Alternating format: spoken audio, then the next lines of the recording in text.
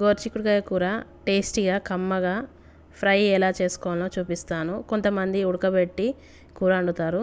ఆ ఉడకబెట్టే కంటే ఇట్లా డైరెక్ట్ వండితే చాలా టేస్టీగా ఉంటుంది. నూనె వేడయ్యాక ఆవాలు వేసుకోవాలి.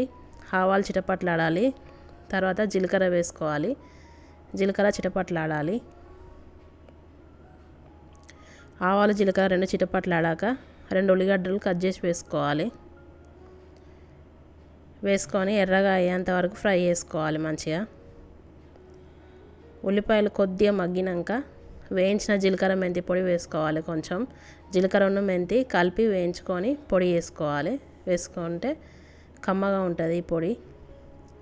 తర్వాత అల్లం వెల్లుల్లి పేస్ట్ వేసుకోవాలి. ఉల్లిపాయలు కొంచెం రంగు మారాక వేసుకొని పచ్చివాసన పోయేంత వరకు వేయించుకోవాలి. అల్లం వెల్లుల్లి పేస్ట్ వేసుకున్నప్పుడు స్టవ్ చిన్న పెట్టుకోవాలి, లేకపోతే తొందర మాడుతుంది.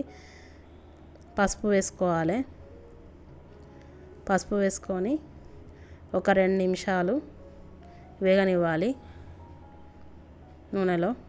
పసుపు వేసుకున్నాక తర్వాతగా చిన్నగా కట్ చేసుకున్న గోరుచిక్కుడుకాయని మంచిగా కట్ చేసుకొని కడుక్కొని వేసుకోవాలి.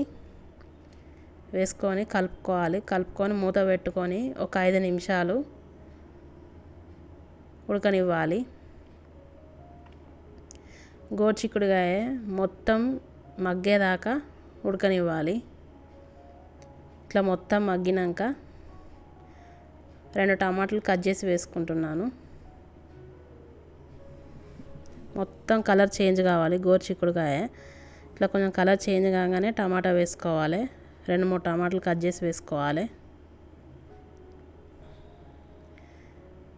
వేసుకొని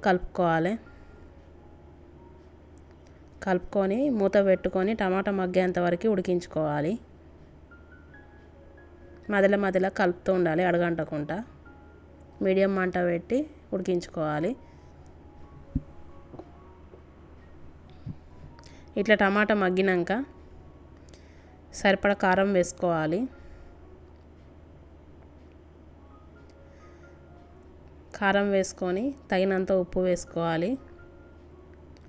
వేయించిన ధనియాల పొడి వేసుకోవాలి. వేసుకొని కలుపుకొని మరొక 5 నిమిషాలు మూత పెట్టుకొని చిన్న మంట పైన ఉడికించుకోవాలి. మధ్యలో కలుపుతూ ఉండాలి అడుగు పట్టకుండా ఫ్రై కాబట్టి. కొద్దిగా నీళ్ళు యాడ్ చేసుకోవాలి. అవసరమైతే కొద్దిగా యాడ్ చేస్తున్నాను నేను నీళ్ళు.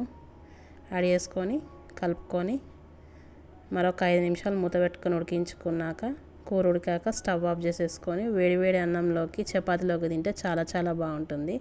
అంతే, ఎంతో సింపుల్గా గోరుచిక్కుడుకాయ కర్రీ వేపుడు తయారైపోయింది.